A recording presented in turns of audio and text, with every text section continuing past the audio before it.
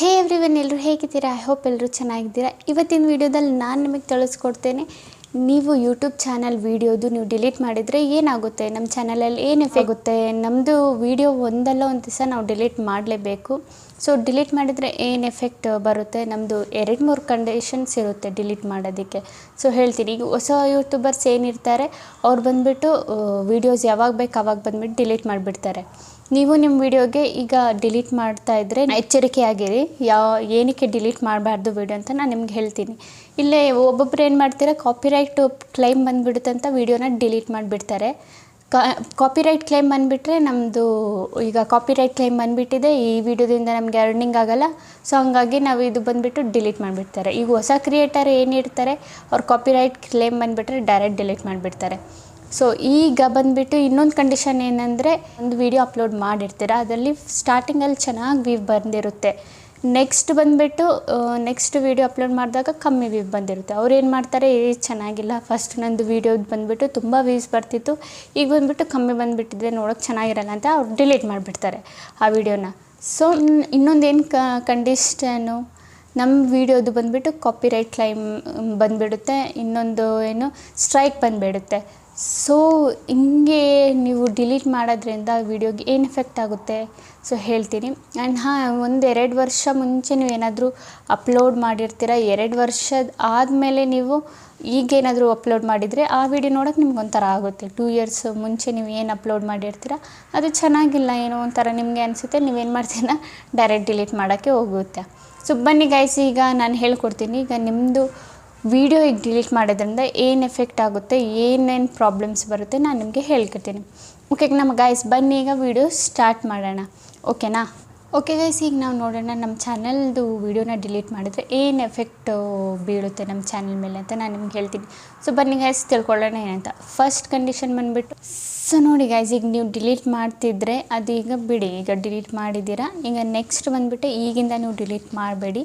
Copyright claim ಅಂದರೆ ಏನು ಮಾಡಬೇಕು, ನೀವು ಯಾವ ಥರ ಸಾಲ್ವ್ ಮಾಡಬೇಕು, ನಿಮ್ಮ ಚಾನಲ್ಲು ಯಾವ ಥರ ಮಾನಿಟೈಸ್ ಮಾಡ್ಬೋದು ಸೊ ನಾನು ನಿಮ್ಗೆ ಹೇಳ್ತೀನಿ. ಏನಾದರೂ ನಿಮ್ಮ ಚಾನಲ್ ಮಾನಿಟೈಸ್ ಆಗಿದ್ದರೆ, ಅದ್ರ ಕಾಪಿರೈಟ್ ಏನಾದರೂ ಬಂದಿದ್ದರೆ ಕಾಪಿರೈಟ್ ಓನರ್ ಏನಿರ್ತಾರೆ ಅವ್ರಿಗೆ ಹೋಗುತ್ತೆ, ಆ ದುಡ್ಡು ಬಂದುಬಿಟ್ಟು ಅವ್ರಿಗೆ ಹೋಗುತ್ತೆ.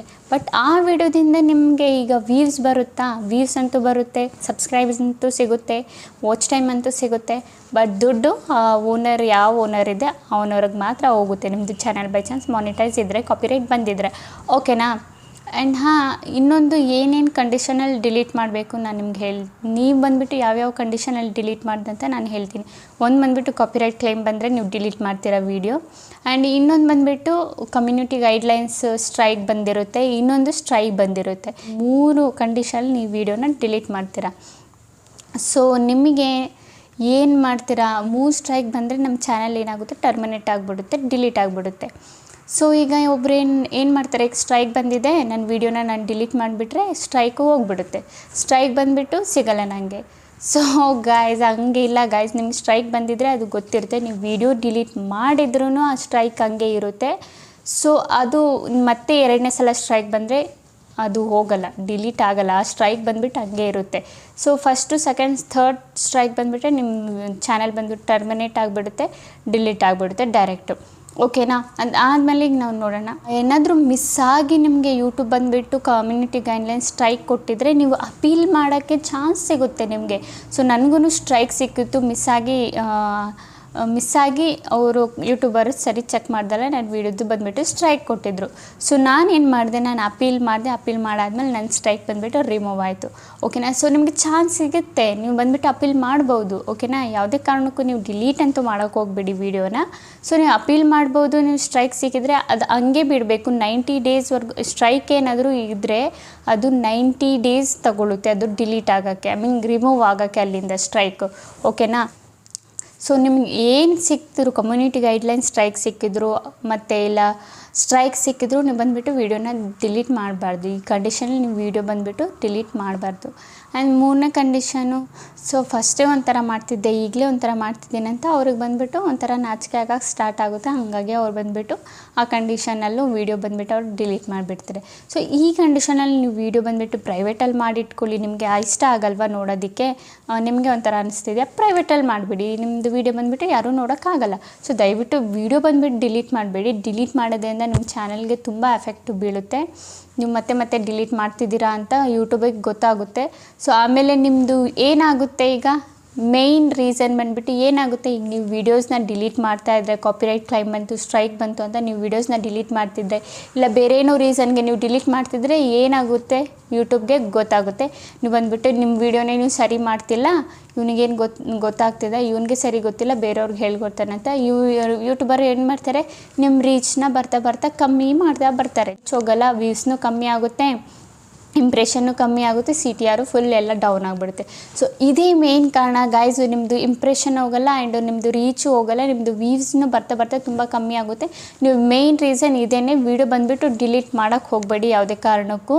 ಇದೊಂದು ಮಾತ್ರ ಗ್ಯಾಪ್ನ ಇಟ್ಕೊಳ್ಳಿ. ನಿಮಗೆ ಇಷ್ಟ ಆಗಿಲ್ವಾ ಆ ವಿಡಿಯೋ, ಏನಾದರೂ ಮಿಸ್ ಆಗಿ ಎರಡು ಕಂಡೀಷನಲ್ಲಿ ನೀವು ಡಿಲೀಟ್ ಮಾಡ್ಬೋದು. ಡಿಲೀಟ್ ಮಾಡಬೇಕಂತ ಅವಶ್ಯಕತೆ ಇದ್ದರೆ ಅದು ಡಿಲೀಟ್ ಮಾಡ್ಬೋದು. ಏನಾದರೂ ನೀವು ಮಿಸ್ ಆಗಿ ಯಾವುದಾದ್ರೂ ಬೇರೆ ವಿಡಿಯೋ ಏನಾದರೂ ಅಪ್ಲೋಡ್ ಮಾಡಿದರೆ ಆಗ ನೀವು ಆ ಕಂಡೀಷನಲ್ಲಿ 1 to 2 ಟೈಮ್ಸ್ ಡಿಲೀಟ್ ಮಾಡ್ಬೋದು. ಅದು ಬಿಟ್ಟು ಮತ್ತೆ ನೀವು ಡಿಲೀಟ್ ಮಾಡಬಾರ್ದು. ಓಕೆನಾ ಗೈಸ್, ಡಿಲೀಟ್ ಮಾಡಬಾರ್ದು. ಈಗ ಗೊತ್ತಾಗಿದೆಯಲ್ಲ ಏನಕ್ಕೋಸ್ಕರ ಈಗ ಬಂದುಬಿಟ್ಟು ವೀಡಿಯೋನ ಡಿಲೀಟ್ ಮಾಡಬಾರ್ದು ಅಂತ. ನಿಮ್ಮದು ರೀಚ್ ಬಂದುಬಿಟ್ಟು ತುಂಬಾ ಡೌನ್ ಆಗಿಬಿಡುತ್ತೆ ಆ್ಯಂಡ್ ನಿಮ್ಮ ವ್ಯೂಸ್ ಹೋಗಲ್ಲ, ವ್ಯೂಸ್ನೂ ಬರೋಲ್ಲ, ಬಂದುಬಿಟ್ಟು ನಿಮಗೆ ಇಂಪ್ರೆಷನ್ನು ತುಂಬ ಕಮ್ಮಿ ಆಗಿಬಿಡುತ್ತೆ. ಈಗ ನಿಮಗೆ 1,000 ಇಂಪ್ರೆಷನ್ ಹೋಗ್ತಿದೆಯಾ, ಅದು ಕರೆಕ್ಟಾಗಿದೆ, ನಿಮ್ಮದು ಬಂದುಬಿಟ್ಟು ಯೂಟ್ಯೂಬು ಕರೆಕ್ಟಾಗಿ ಇಂಪ್ರೆಷನ್ ಕಳಿಸ್ತಿದೆ ಅಂತ. 1,000ಗಿಂತ ಕಮ್ಮಿ ಇಂಪ್ರೆಷನ್ ಕಳಿಸ್ತಿದ್ರೆ ನಿಮ್ಮದು ಸರಿ ಇಲ್ಲ, ಯೂಟ್ಯೂಬು ಫ್ರೀಸ್ ಆಗಿದೆ ಅಂತ ಅರ್ಥ. ಓಕೆನಾ ಗೈಸ್, ಈಗ ಈ ಇನ್ಫಾರ್ಮೇಷನ್ ನಿಮಗೆ ಇಷ್ಟ ಆಗಿದೆ ಅಂದ್ಕೊತೀನಿ. ಓಕೆ, ನಿಮಗೆ ವಿಡಿಯೋ ಇಷ್ಟ ಆಗಿದ್ರೆ ಲೈಕ್ ಆ್ಯಂಡ್ ಕಾಮೆಂಟ್ ಮಾಡಿ. ಇದೇ ಥರ ಇನ್ಫಾರ್ಮೇಟಿವ್ ವಿಡಿಯೋ ನಾನು ನೆಕ್ಸ್ಟ್ ಟೈಮ್ ತೊಗೊಬರ್ತೀನಿ. ಅಲ್ಲಿವರೆಗೂ ಬಾಯ್ ಗೈಸ್.